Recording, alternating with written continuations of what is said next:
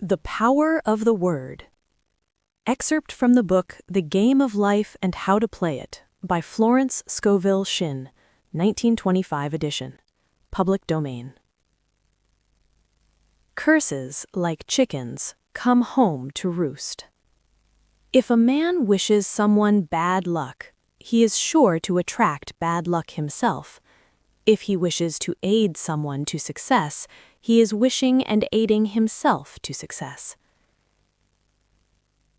The body may be renewed and transformed through the spoken word and clear vision, and disease be completely wiped out of the consciousness.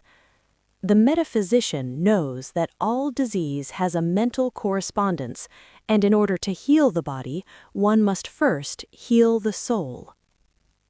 The soul is the subconscious mind, and it must be saved from wrong thinking.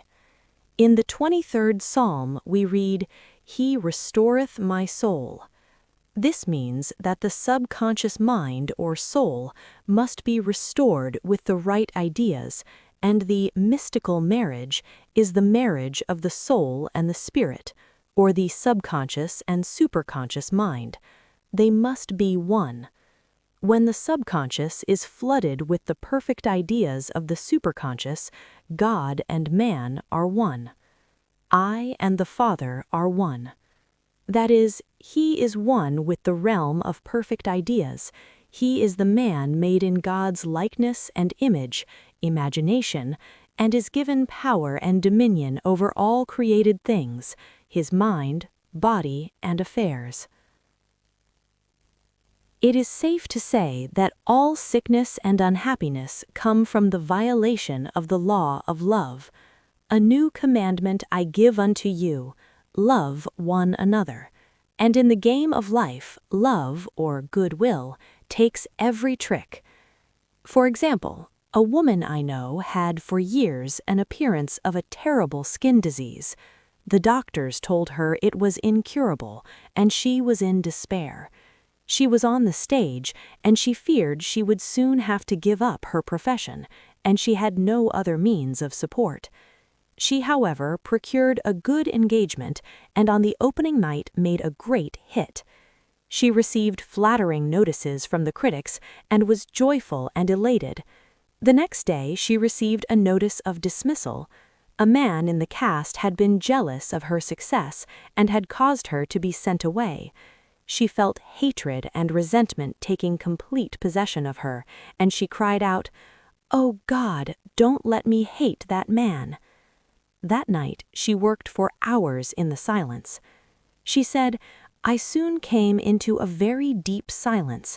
I seemed to be at peace with myself, with the man, and with the whole world.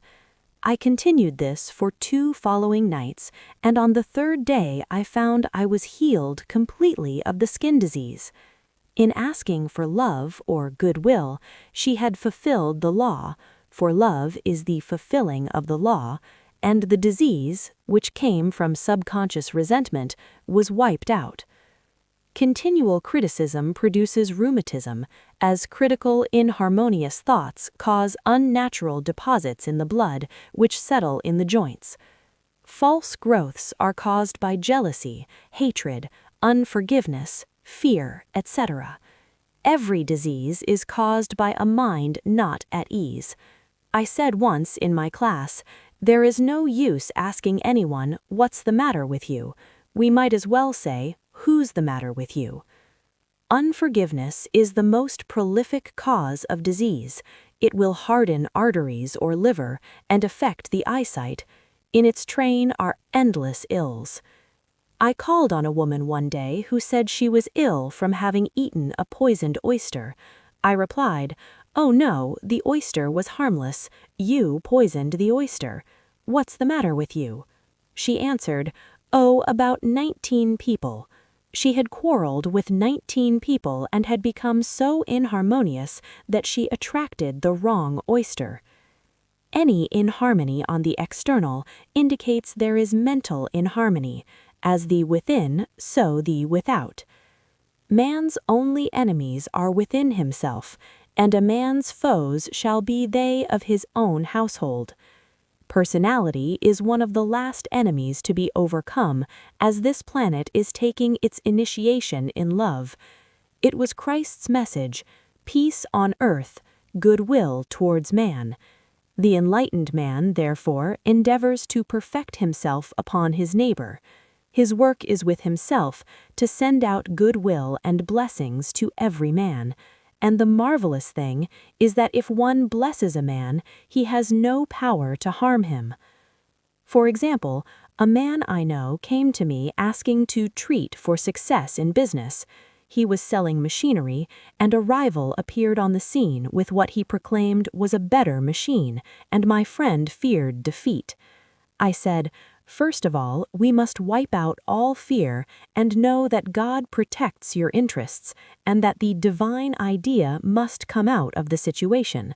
That is, the right machine will be sold, by the right man, to the right man." And I added, "Don't hold one critical thought towards that man. Bless him all day and be willing not to sell your machine if it isn't the divine idea."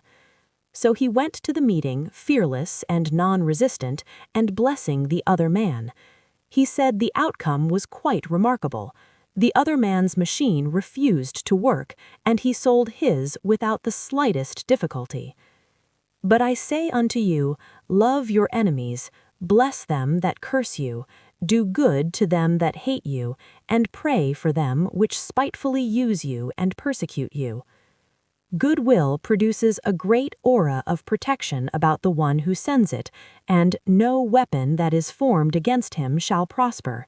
In other words, love and goodwill destroy the enemies within oneself, therefore one has no enemies on the external.